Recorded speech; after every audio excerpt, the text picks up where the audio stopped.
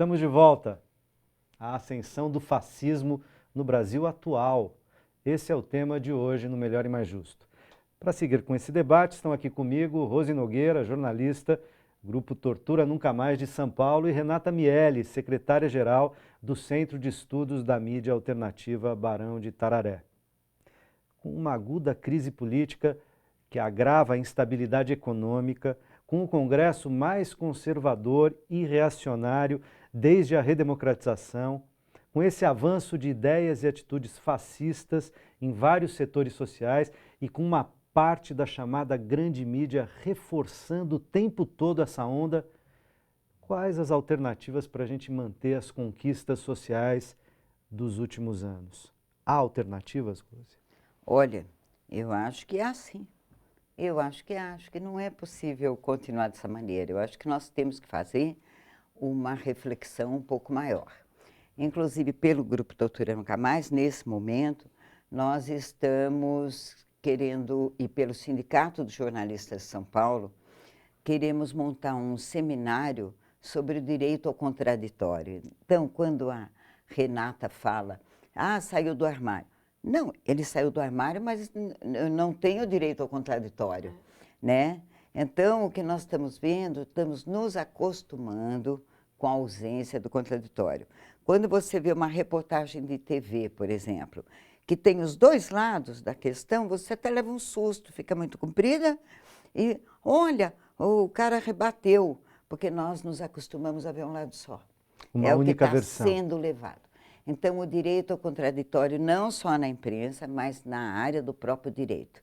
E nós vamos convidar as faculdades de Direito em geral, do Largo São Francisco também, a OAB, a ABI, e quem mais quiser participar, certo? Para a gente fazer um grande seminário de pensamento sobre o direito ao contraditório. Nós precisamos voltar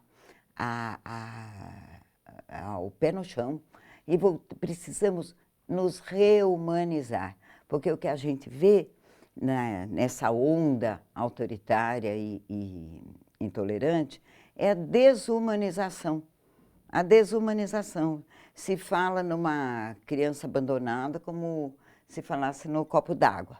A naturalização da morte também dá muito Da medo. violência. Da violência, que é o caso das chacinas, né?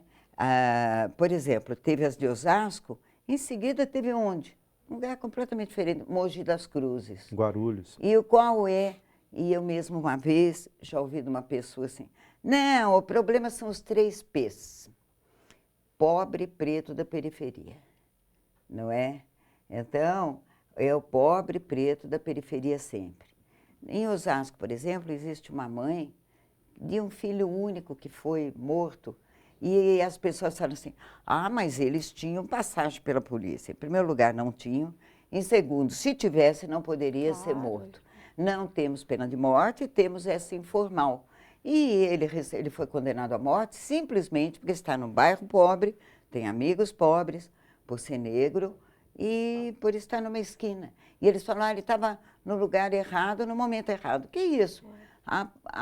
Quem chega é obrigado a matar, então? Na cidadania não deveria existir lugar errado. Morreu. E na ditadura, nem viu, momento Renata? Errado. Na ditadura existiam, eles criaram com as mortes, na tortura e para justificar a resistência seguida de morte. Claro. Virou os famosos autos de resistência. Os autos de resistência. Que são, digamos, uma figura jurídica que não existe. Que é a lembrança, o resquício mais forte da ditadura, Exatamente. Do autoritarismo. E o que ocorre quando você fala na polícia? Eles fizeram um selfie, tal, e como é que age a polícia? O problema é o treinamento, na minha opinião. Eu queria discutir isso um pouco melhor. Teve um período que já consegui, e agora está na hora de se discutir de novo. É a doutrina de guerra usada no treinamento, onde o outro é o inimigo, qualquer outro. Se mexeu, atira. Na verdade, a própria existência de uma polícia militar, né? Exato. Quer dizer, há toda uma discussão na sociedade pela desmilitarização da polícia. Quer dizer, não teria que existir uma polícia militar. Então, o problema não é nem só do treinamento, é o papel que essa estrutura de Estado cumpre e o que ela representa. Né? Então, que é também outra herança da ditadura. Que é outra herança da ditadura, exatamente. Esse é um ponto básico, entende? A desmilitarização. E você me perguntou se tem saídas. Nesse caso das mortes, tem sim, que é uma que nós já falamos muito. Federalização dos crimes de execução sumária, tortura e desaparecimento forçado, quando for praticado por agente do Estado. Nós esquecemos, a ditadura acabou, nós esquecemos, a polícia militar é um agente do Estado. Claro. A hora que ela age, seja para proteção, para ajuda, que é a obrigação, seja para repressão, que também em grandes momentos é a obrigação, não é? Mas a hora que ela age, por exemplo, no nível de execução, o arrepio é um crime da lei, federal. Né? Contra a lei. Sabe por que é um crime, tem que ser federal, e é preciso uma PEC na Constituição para isso? Porque uma nota fria é crime federal. E a vida de uma pessoa tirada por um agente do Estado não é? Uma nota fiscal fria. Uma nota fiscal fria é um crime federal. E a vida, entende? Não, e é um tirada pelo Estado, não é? É um poder discricionário. Então, é isso que nós precisamos discutir, e coisas desse tipo que o Congresso precisava discutir. E não discutir a redução da maioridade penal. Né? À luz de um ambiente completamente contaminado. Né? Na verdade, nós estamos vivendo um processo de criminalização de tudo na sociedade. Então, agora é a redução da maioridade penal, porque o encarceramento da nossa juventude é o que vai trazer mais segurança para as famílias ricas, que têm medo de andar com seus carros na rua, né, com suas SUVs na rua, ou, por exemplo, coisas que têm outra dimensão, mas que também é uma face da criminalização, que é esse projeto de lei 215 que está tramitando agora, que obriga, por exemplo, você a colocar o seu CPF para poder navegar na internet. Então, esse congresso mais fascista, mais reacionário, onde a bancada da bala, da Bíblia e do boi domina, que é a bancada BBB que a gente fala, ela está trazendo à tona pautas que a gente já pensava superadas dentro de um processo de redemocratização. Mas como você mesmo disse, saíram do armário. Saíram do armário. O que foi aprovado agora, gente, assim, é uma coisa assustadora, essa questão do Estatuto da Família. E fomenta, né? Fomenta, alimenta, dá coragem para as manifestações na rua. Fala, bom, se o Congresso está votando, quer rediscutir posse de arma, criminalizar... A proposta de venda livre de arma, da bancada da bala. Que isso? E aí você estimula, quer dizer, então se família agora só é um núcleo constituído por homem, mulher e os seus filhos, então, quer dizer, a homofobia está institucionalizada na sociedade. E casos como de pais, o pai e o filho que estavam, acho que num jogo de futebol no Paraná, ou eram irmãos, e que estavam se beijando no rosto ali. Foi o pai que beijou Foi o pai que beijou. Foram espancados. Né? Quer dizer, é um tipo de manifestação completamente estimulada por essa homofobia, por esse crescimento dessa intolerância, né? Esse ódio, né? E a gente vai percebendo como isso se impregna na sociedade quando você está nos seus núcleos familiares, né? Então, quando você tem amigos que pensam mais ou menos como você, então você vê o desabafo comum, gente, eu descobri que na minha família tem homofóbico, tem racista, tem todo... Então, você, dentro das famílias, você também está tendo um processo de afastamento por causa dessa intolerância que está sendo promovida. Isso, né? Nas redes sociais tem sido muito comum, Isso tem né? sido muito Porque comum. Você descobre nas redes sociais, entre conhecidos, parentes... Pessoas que você jamais imaginava. Que você olha para aquilo e fala assim, nossa, eu jamais pude imaginar que essa pessoa seria capaz de tal boçalidade. Exatamente. E, no entanto, elas são capazes. Isso coloca em xeque suas relações, né? Porque como é que você compartilha situações de vida com pessoas que defendem a volta da ditadura militar? Quer dizer, é muito complexo. Defendem atirar primeiro e perguntar depois. Exatamente. Defendem a violência da polícia. Olha, veja defendem a corrupção, desde que ela não seja uma corrupção à esquerda, Não, tá certo? Quer dizer assim, olha, se for Mas a corrupção do eu queria falar Bolsonaro, sobre do essa Cunha, questão. Aquilo que tá você falou, valendo. o Cunha é corrupto no cartaz, mas ele está do nosso lado, ele é nosso, ele é o nosso corrupto. Tem os outros. Eu queria... Entende? Então, essa é a questão. E você acaba numa divisão muito cirúrgica. Dá muito medo. A Rose falou, respondendo a você, sobre essa questão, temos saída? Queria falar um pouco sobre isso. Ela falou do contraditório. Há muitos anos nós não temos contraditório na grande mídia, né? Nossa grande mídia direito de resposta. É uma coisa completamente, é uma voz única, né? A partir de uma visão, há 2 dias atrás, a manchete dos 3 maiores jornais de circulação brasileiros eram a mesmíssima manchete, quer dizer, parece até combinado. E é combinado mesmo, porque eles são parte de um grupo que defende um pensamento político. Eu acho que uma das questões que nós precisamos recuperar é essa questão da pressão do movimento social. Eu acho que a gente, de alguma maneira, também, olhando aqui para o lado do movimento social, né, nós temos que ocupar mais as ruas, né? Nós temos que ter menos medo do embate, nós não podemos nos sentir acossados diante dessa escalada conservadora, né? Então, eu acho que isso é fundamental, porque quando você vai para o debate com as pessoas que estão ainda dispostas a discutir, porque tem um grupo de pessoas que já não está querendo discutir, então não tem nem espaço para o contraditório, porque a pessoa não quer nem ouvir, né? Mas existe um campo da sociedade que ainda está disposto a ouvir.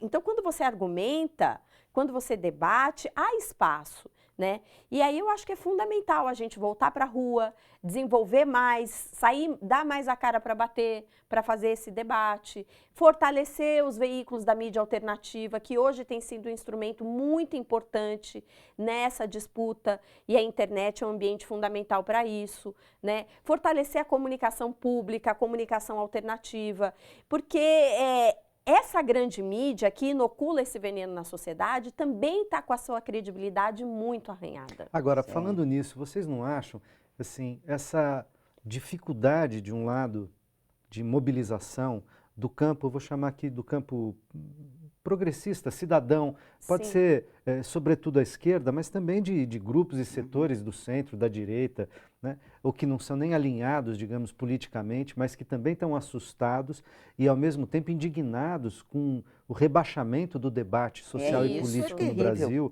porque eu não tenho nenhum problema das pessoas serem de direita, de esquerda, de centro. Acho que é possível conviver, trabalhar e construir a diferença. A democracia é isso, né? Construindo essa diferença. Agora, com um mínimo de respeito, com um mínimo de disponibilidade para a alteridade, para lidar com as diferenças, né? O mundo não precisa ser o que você pensa que ele deve ser, tem que ser ali um acordo entre as diferenças. Agora, vocês não acham que, de certa maneira, essa crise fomentada por uma disputa de poder muito forte, de quem perdeu a eleição lá em 2014, de um Congresso que já dissemos muito reacionário, conservador e que está aproveitando oportunisticamente para colocar suas pautas e defender os interesses de quem os financiou e assim por diante.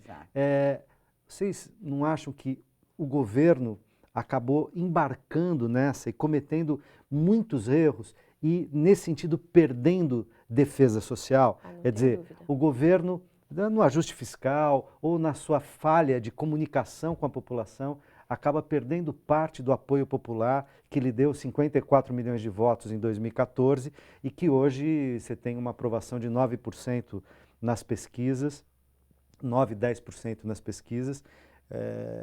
A gente não pode dizer também que o governo tinha que ter uma proximidade, um campo de interlocução, de proximidade com aqueles que lhe deram um segundo mandato? Com certeza. Eu acho que política também é feita por simbologia, né? Então, é verdade que eu acho, a minha avaliação é que principalmente no que diz respeito à área econômica, né? Era preciso fazer determinados ajustes, houve alguns erros, não erros de condução, mas talvez de cálculo, né? Porque o Brasil... De avaliação mesmo. De avaliação, porque o Brasil e o governo brasileiro investiu em políticas anticíclicas para tentar conter a crise internacional.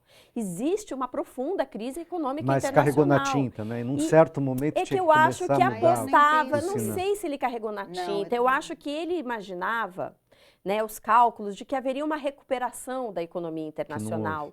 E essa recuperação não veio na medida em que se esperava, não houve uma recuperação. E também não houve a outra contrapartida do capital privado, né? E nós Uma outra esgotamos essas políticas, e essas políticas foram feitas e quem foi beneficiário dessas políticas não deu nenhuma contrapartida para o Estado brasileiro. Então, você desonerou cadeias produtivas inteiras. 55 setores. E qual foi a contrapartida do setor econômico? Botar o dinheiro no mercado financeiro. Exatamente. Então, dos bancos privados, não aumentar o crédito quando baixou os juros. E dividendos não paga imposto de renda, quem trabalha paga. Então, isso criou uma situação. Agora, eu acho que talvez o governo, né, tenha avaliado que tenha saído mais forte da eleição do que saiu. Foi uma eleição apertada. E ali, na minha avaliação, a primeira medida do governo tinha que ser sinalizar no sentido de coesionar a base social que tinha lhe dado sustentação. Então, podia ter sinalizado com alguma medida, por exemplo, para taxar grandes fortunas. Juros e dividendos. Mesmo. Que foi uma medida desonerada. Quem tirou o tributo? Exatamente. Quem tirou o tributo Foi sobre Fernando lucros Henrique. e dividendos foi Fernando Henrique em 1996. E fez o diálogo de maneira mal feita. Por exemplo, tem problemas na questão do seguro-desemprego? Tem problemas no FIES? Tem muitos. Tem problemas de todas as ordens. Não, mas você colocar isso como medida de ajuste... Pode fazer dessa maneira. Tá. Aliás, isso teria que ter sido discutido antes. Teria que ter uma política de acompanhamento. Então, eu acho que o governo, os últimos anos, qual que é a minha avaliação? Errou ao avaliar que poderia conduzir um projeto de desenvolvimento nacional, de inclusão social, ainda que não seja um projeto revolucionário, mas que é um outro paradigma de construção política no país, em aliança com determinados setores da sociedade, sem mexer minimamente. E o governo Dilma e os governos Lula nunca se disseram revolucionários, pelo contrário, reformistas ou desenvolvimentistas. Eu preciso fazer mais um rápido intervalo e a gente já volta, não sai daí.